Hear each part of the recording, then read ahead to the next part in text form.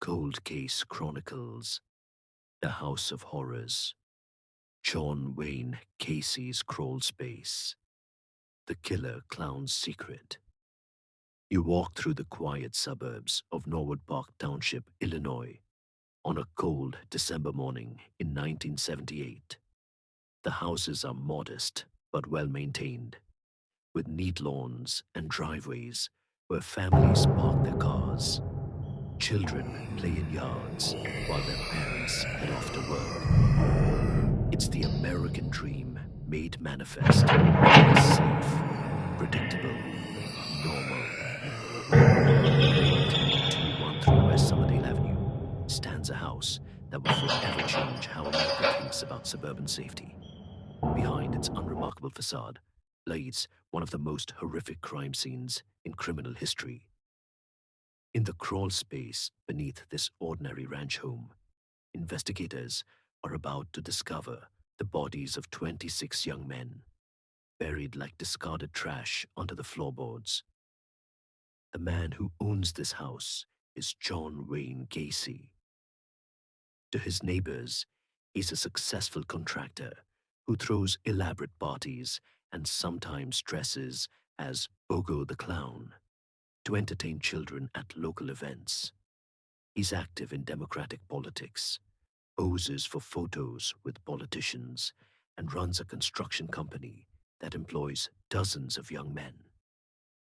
What his neighbors don't know is that John Wayne Gacy has been convicted of murdering 33 young men, ranging in age from 14 to 21. They don't know that for years, he's been luring victims to his home with promises of work, then torturing, assaulting, and killing them before burying their bodies in the very ground beneath their feet.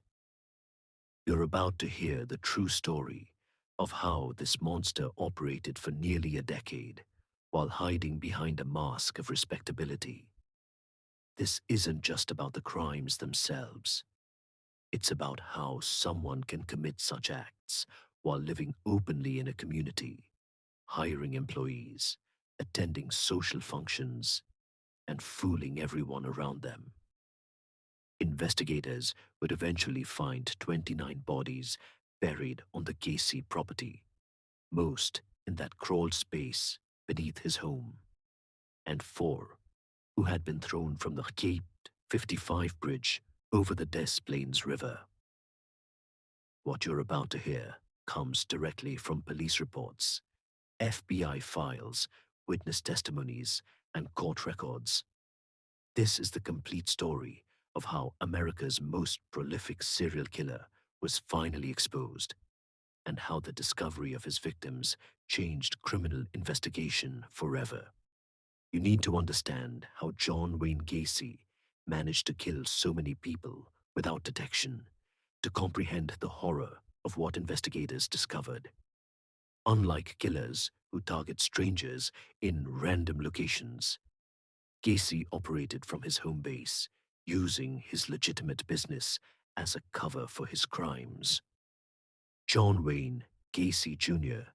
was a successful Chicago area businessman who hired young men and then assaulted, murdered, and buried them under his house. His construction company, PDM Contractors, employed dozens of young workers. When employees disappeared, Gacy would tell concerned family members or co-workers that the missing person had quit or moved away. The investigation that would expose Gacy began not with his crimes, but with a missing person case that seemed routine. On December 11th, 1978, 15-year-old Robert Jerome Piest told his mother he was going to see a contractor about a construction job that paid much better than his current work at a pharmacy. The contractor's name was John Gacy. Robert never came home. When his frantic parents contacted police, they learned that their son had been seen talking to Gacy at the pharmacy where Robert worked. This was the thread that, when pulled, would unravel one of the most horrific crime sprees in American history.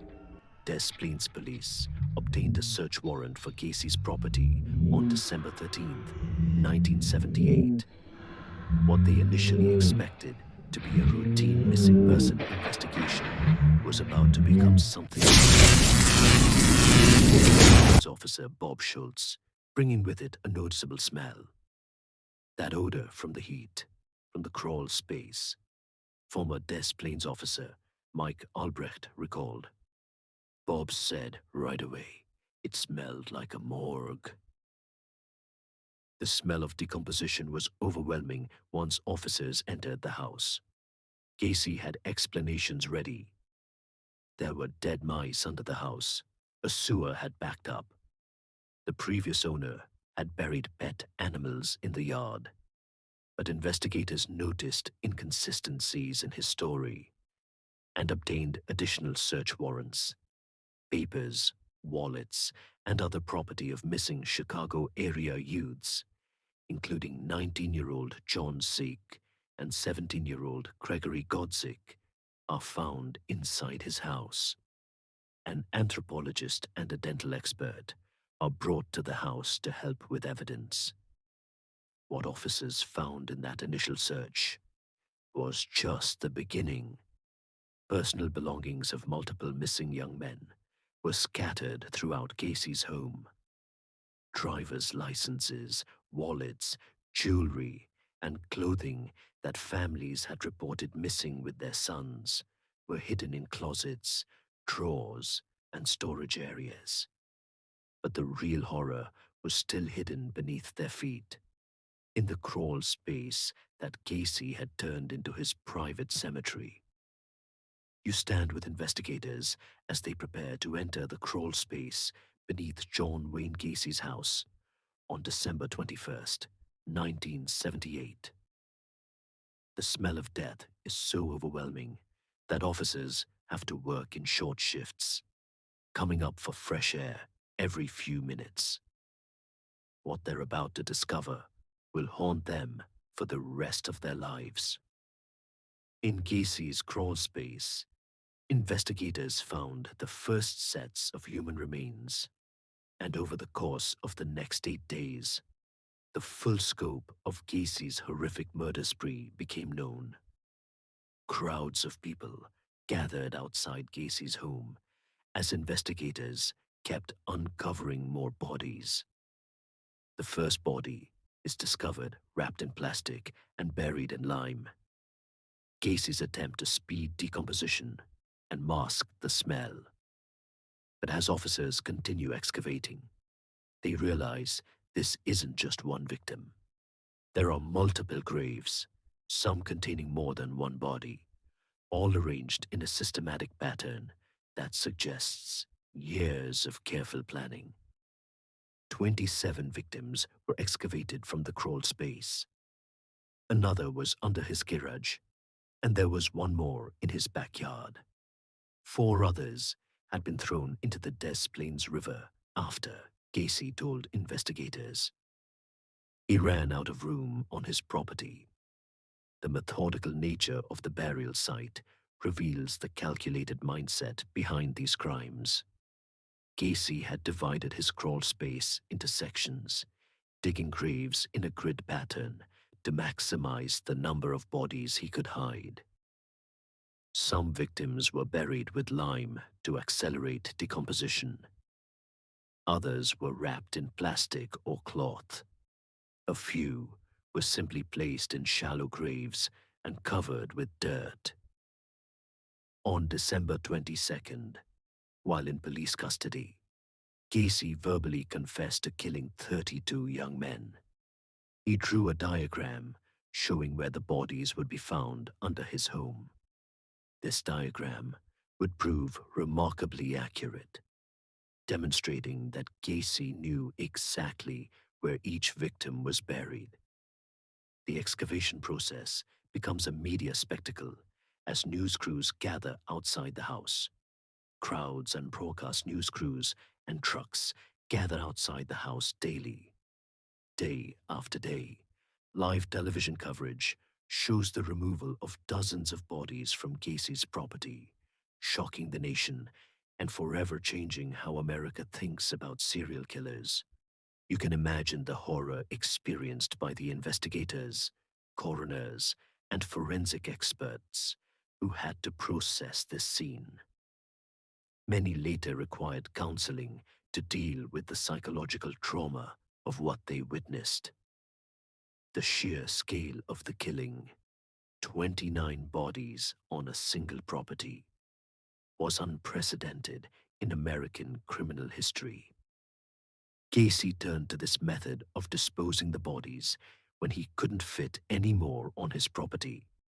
When the crawl space, garage, and backyard were full, he began throwing victims into the Des Plaines River. This revealed a killer who wasn't acting impulsively, but was making calculated decisions about how to dispose of evidence. The forensic analysis of the burial site showed that some victims had been killed recently, while others had been buried for years. This meant Gacy had been operating as a serial killer for much longer than anyone had suspected, possibly since the early 1970s. Each body told a story of violence and suffering. Many showed signs of being bound or restrained. Some had been strangled. Others showed evidence of blunt force trauma. The forensic evidence painted a picture of systematic torture and execution that went far beyond simple ending of life. You need to understand how John Wayne Gacy selected and lured his victims to comprehend the calculated nature of his crimes. This wasn't random violence. It was a carefully constructed system that allowed him to kill repeatedly while maintaining his facade as a respectable businessman. His victims included people he knew and random individuals lured from Chicago's Greyhound bus station. Gacy targeted vulnerable young men who were unlikely to be immediately missed: runaways, drifters, men estranged from their families, and employees who worked construction jobs. His primary hunting ground was Chicago's Greyhound bus station, where young men arrived daily looking for work or a fresh start. Gacy would approach them with offers of employment at his construction company, promising good wages and immediate work. To desperate young men with no other options, these offers seemed like salvation. Police said he often targeted hitchhikers and people at bus stations. His method was to gain their trust by appearing legitimate.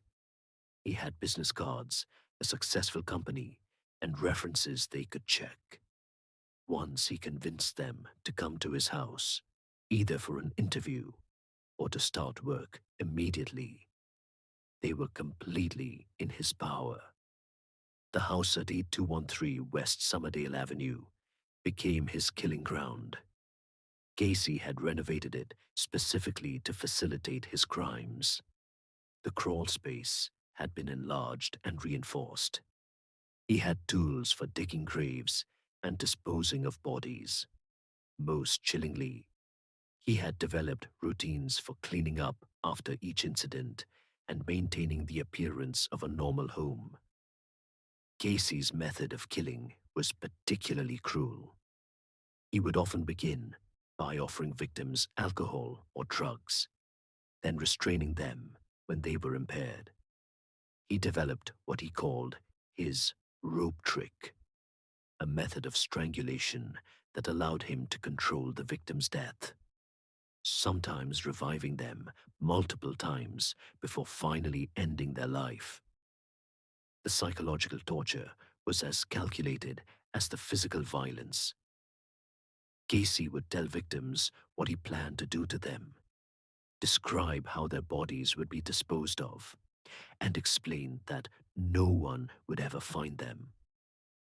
He seemed to derive as much pleasure from their psychological suffering as from their physical pain. After each incident, Gacy would go through an elaborate cleanup process. He would bathe the bodies, sometimes keeping them in his house for days before burial. He would wash their clothing and dispose of it separately. He would clean his house meticulously, removing any trace of what had occurred. The burial process was equally methodical. Gacy had developed efficient techniques for digging graves in the crawl space, moving bodies without detection, and covering the burial sites so they wouldn't be discovered. He used lime and other chemicals to accelerate decomposition and mask odors. Most disturbing was how Gacy continued his normal life between incidents. He would host parties at his house while bodies decomposed beneath the floor. He would entertain children as Bogo, the clown, just days after committing violence. He would hire new employees to replace those he had harmed, sometimes joking about how unreliable young workers were. You watch John Wayne Gacy as he moves seamlessly between his roles as respected businessman and brutal killer. His ability to compartmentalize his life allowed him to operate for years without detection, fooling friends, neighbors, employees, and even law enforcement officials who interacted with him regularly. By day, Gacy was the successful owner of BDM Contractors, a company that employed up to 200 people at its peak. He was known for completing projects on time and within budget. His clients included restaurants, stores, and private homeowners who recommended him to others. He seemed to be living the American dream of entrepreneurial success. In his spare time, Gacy was active in democratic politics and community organizations. He volunteered for local candidates, organized fundraising events, and even met with politicians and dignitaries. In one infamous photograph, he's shown meeting with First Lady Rosalind Carter, demonstrating how thoroughly he had infiltrated respectable society. The event later became an embarrassment to the United States Secret Service when it was discovered that they had allowed a serial killer to meet with the president's wife. This photograph would later be used by prosecutors to demonstrate how Gacy had deceived everyone around him. Perhaps most chillingly, Gacy performed regularly as Bogo the Clown at children's birthday parties, hospital visits, and community events. He designed his own clown costume and makeup, creating a character that was supposed to bring joy to children. The irony of a child killer entertaining children was not lost on investigators or the public. Neighbors described Gacy as friendly but somewhat odd. He would throw elaborate parties at his house, complete with barbecues and live entertainment. Guests would eat and dance just feet above the graves of his victims, completely unaware of the horror beneath their feet. Some neighbors later reported occasionally smelling strange odors, but Gacy always had explanations ready. His employees painted a different picture. While some described him as a fair boss who paid well and provided opportunities, others reported that he could be volatile and controlling. Several employees had disappeared over the years, but Gacy explained these absences by saying the workers had quit without notice or moved away. The construction business provided perfect cover for Gacy's crimes. He had access to tools for digging graves, chemicals for disposing of bodies, and explanations for why young men might come and go from his property. When neighbors saw him working in his yard at odd hours, they assumed he was doing home improvements. Gacy's ability to maintain relationships while committing such acts reveals a level of psychological compartmentalization that experts still study today.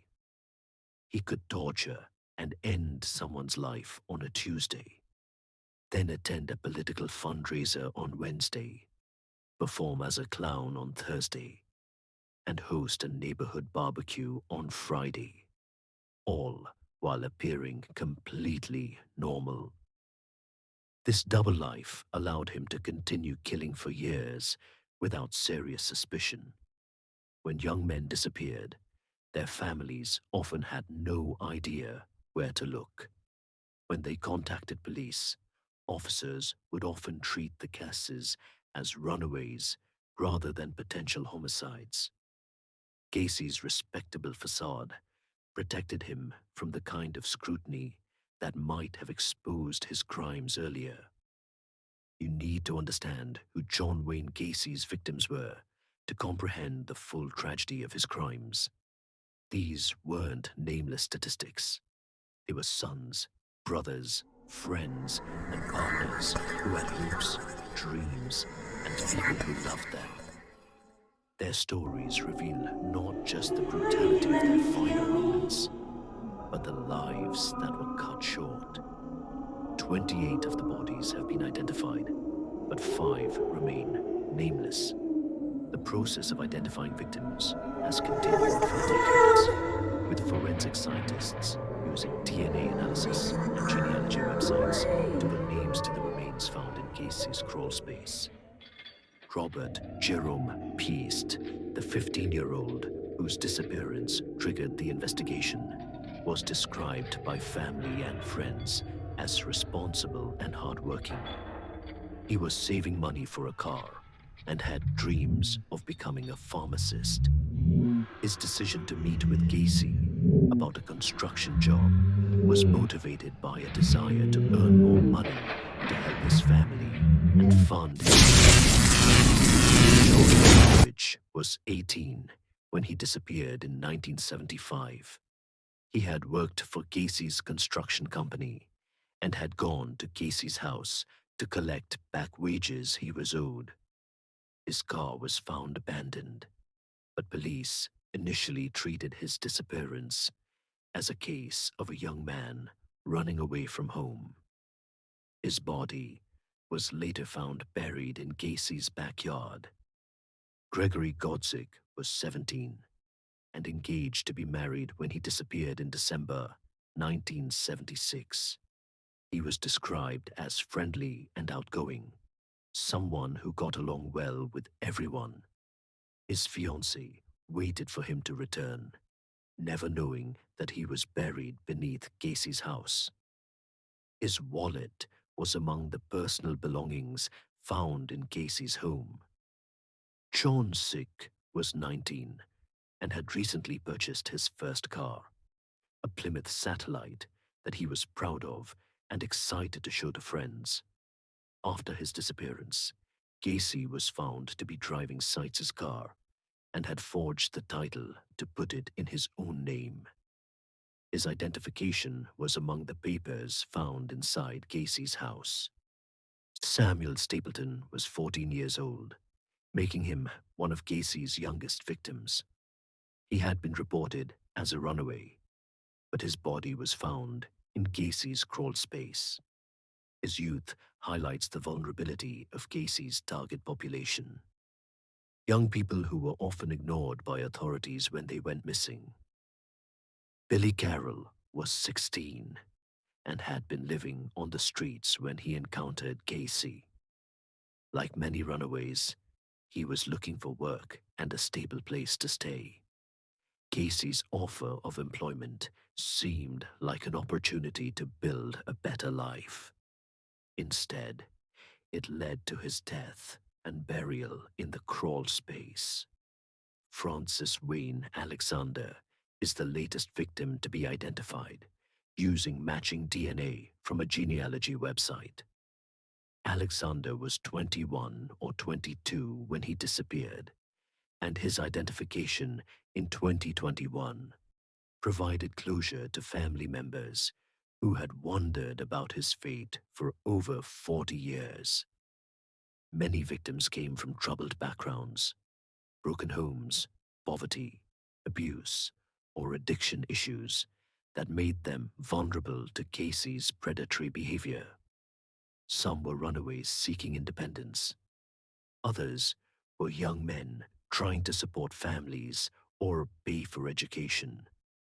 What they all shared was a need for work and a willingness to trust someone who seemed successful and legitimate. The families of these victims endured decades of uncertainty, not knowing whether their loved ones were alive or dead. Some held on to hope that their sons or brothers had simply moved away and started new lives elsewhere. The discovery of the bodies provided answers, but also confirmed their worst fears. The identification process has been painstaking, involving forensic anthropology, dental records, DNA analysis, and genealogy research. Each identification represents not just a scientific achievement, but the return of a name and identity to someone whose life was stolen by John Wayne Gacy. You sit in the Cook County Courthouse as one of the most significant serial killer trials in American history unfolds. During his 1980 trial, evidence against the serial killer was so strong that his guilt was not in question. Instead, the case hinged on whether he'd been legally insane when he killed. The prosecution, led by William Kunkel and Terry Sullivan, faced an unusual challenge. With 33 counts of taking life and overwhelming physical evidence, proving Gacy's guilt was straightforward. The real battle would be over his mental state and whether he could be held legally responsible for his actions. Prosecuting attorney Terry Sullivan outlined Gacy's history of abusing youths, the testimony of his efforts to avoid detection, and describing his surviving victims, Voorhees and Donnelly, as living dead. Referring to Gacy as the worst of all murderers, Sullivan stated, John Gacy has accounted for more human devastation than many earthly catastrophes. I tremble when thinking about just how close he came to getting away with it all. The prosecution's strategy was to show that Gacy's crimes were too calculated and systematic to be the result of mental illness. They presented evidence of his careful planning, his methods for disposing of evidence, and his ability to maintain a normal facade while committing horrific acts. This level of organization, they argued, proved he was legally sane. Key to their case were the surviving victims who could testify about Gacy's methods and state of mind during his attacks. These witnesses described someone who was calm, methodical, and fully aware of what he was doing. Gacy would talk to his victims during the torture, explaining what he planned to do and why they deserved it. Defense counsel stated that the evidence would demonstrate that defendant followed a pattern which showed a profound, incredible obsession. Defense counsel stated, we will hear a lot of evidence, great detail, that John Gacy went out in the evening to show that his crimes were the result of mental illness rather than calculated evil. The defense team, led by Sam Amirante, faced an almost impossible task. They couldn't deny that Gacy had committed the crimes. The evidence was too overwhelming. Instead, they had to convince the jury that he was legally insane at the time of the offenses, meaning he didn't understand the nature of his actions or know that they were wrong. Psychiatric experts for both sides examined Gacy extensively, conducting psychological evaluations, reviewing his history, and analyzing his behavior patterns. The defense experts diagnosed him with multiple personality disorder, claiming that an alternate personality was responsible for the violence, while his normal personality was unaware of what was happening. The prosecution countered this by presenting their own expert witnesses who testified that Gacy was sane and fully aware of the nature and consequences of his actions.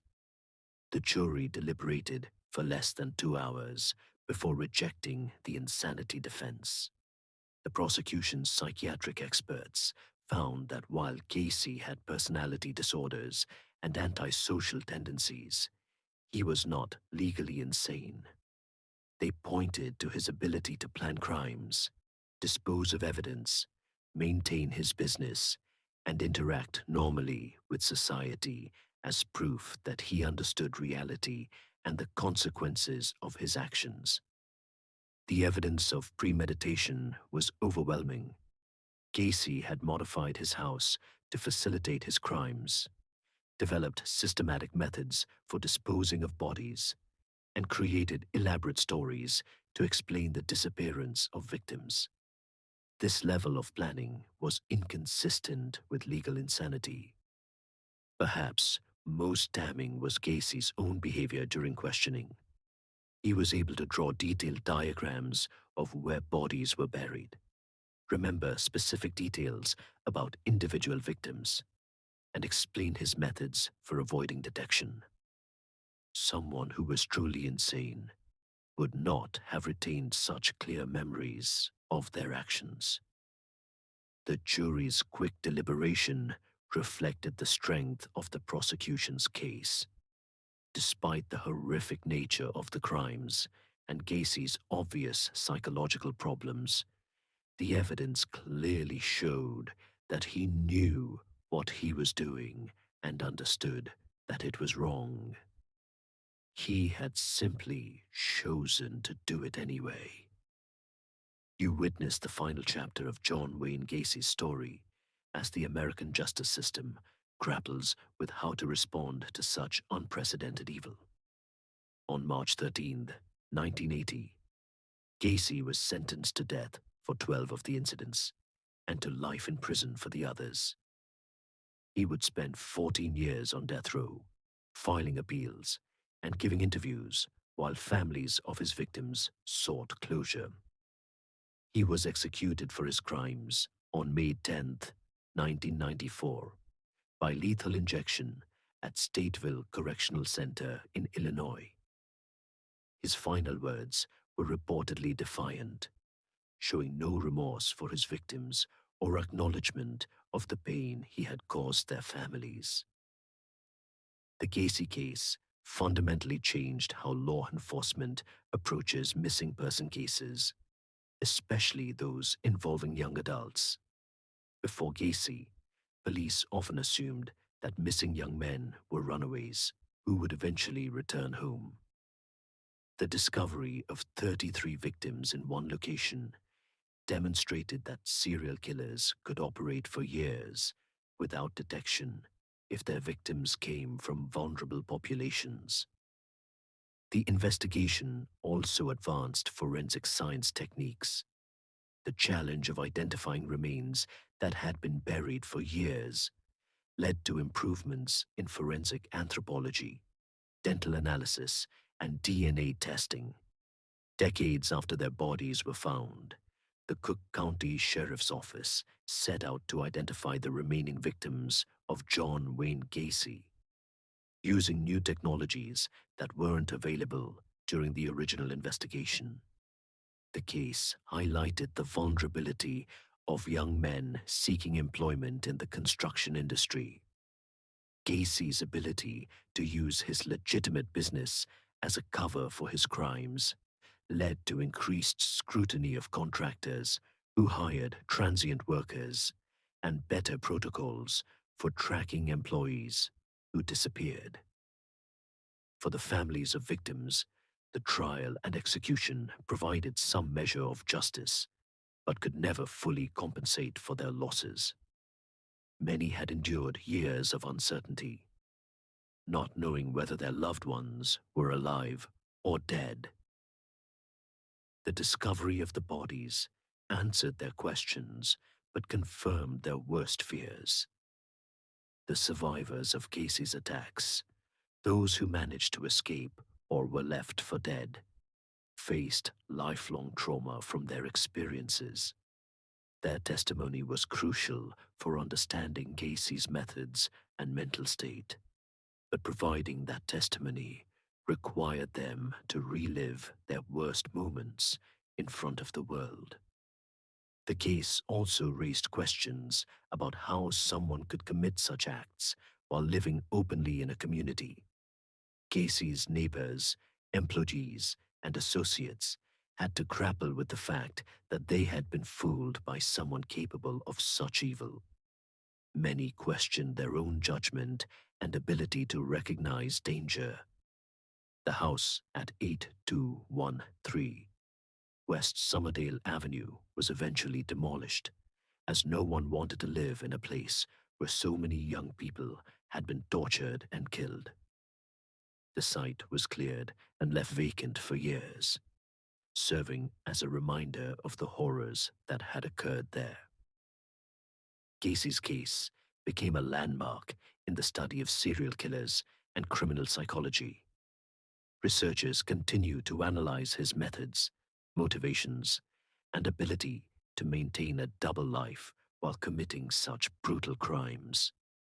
His case is studied in criminal justice programs, psychology courses, and law enforcement training as an example of how predators can hide in plain sight. The investigation and trial were also significant for their media coverage. The daily removal of bodies from Gacy's property was broadcast live on television, bringing the reality of serial killing into American homes in unprecedented ways. This coverage helped educate the public about the nature of these crimes, but also raised questions about the ethics of sensationalizing tragedy. You've now heard the complete story of John Wayne Gacy, the man who turned his suburban home into a cemetery and fooled an entire community while committing some of the most heinous crimes in American history. His case forces us to confront uncomfortable truths about the nature of evil and how monsters can hide among us. The most disturbing aspect of the Gacy case isn't just the number of victims or the brutality of the crimes. It's how someone capable of such acts could maintain relationships, run a successful business, entertain children, and present himself as a pillar of the community. He worked alongside other contractors, hired and supervised employees, attended social functions, and even met with political figures while operating as a serial killer. This duality challenges our assumptions about how evil manifests in the world. We want monsters to be obviously monstrous, to display clear warning signs that would help us identify and avoid them. Gacy's success as a predator came from understanding that people don't suspect someone who appears successful, helpful, and integrated into their community. The discovery of 29 bodies buried on his property shocked the nation and forever changed how law enforcement investigates missing person cases. The scale of his crimes, 33 confirmed victims, made him one of the most prolific serial killers in American history. The investigation that exposed him represented excellent police work, but it also revealed how many victims might have been saved if authorities had taken missing person reports more seriously earlier. The fact that so many young men could disappear without triggering a major investigation highlighted the vulnerability of marginalized populations. The forensic challenges of identifying victims buried for years advanced scientific techniques that continue to help solve cold cases today. The ongoing effort to identify the remaining unknown victims using DNA and genealogy websites demonstrates how technology can provide closure to families decades after crimes occur. But perhaps most importantly, the victim stories remind us that behind every statistic is a human being with hopes, dreams, and people who love them. Robert Peast, John Butkovich, Gregory Godzik, John Sitch, Samuel Stapleton, Billy Carroll, and all the others weren't just names on a list. They were young people whose lives were cut short by a predator who saw them only as objects for his gratification. Their families' courage in attending the trial, providing victim impact statements, and working to keep their loved ones' memories alive shows the human capacity for resilience in the face of unimaginable loss. They refused to let Gacy's actions define their loved ones or destroy their own lives. The case also demonstrated that justice, while imperfect, can ultimately prevail. The careful work of investigators, forensic experts, prosecutors, and the jury system resulted in Gacy's conviction and execution. The legal process took years, but it ensured that Hayes would never harm anyone else. Today, more than 40 years after the discovery of the bodies, the Gacy case continues to influence law enforcement, forensic science, and criminal psychology. It serves as a reminder that evil can hide behind the most ordinary facades, and that we must remain vigilant in protecting vulnerable members of our society. The empty lot where Gacy's house once stood serves as a memorial to his victims and a reminder of the importance of paying attention to those who go missing. Their lives mattered, their stories deserve to be told, and their memories honor the ongoing work to prevent similar tragedies.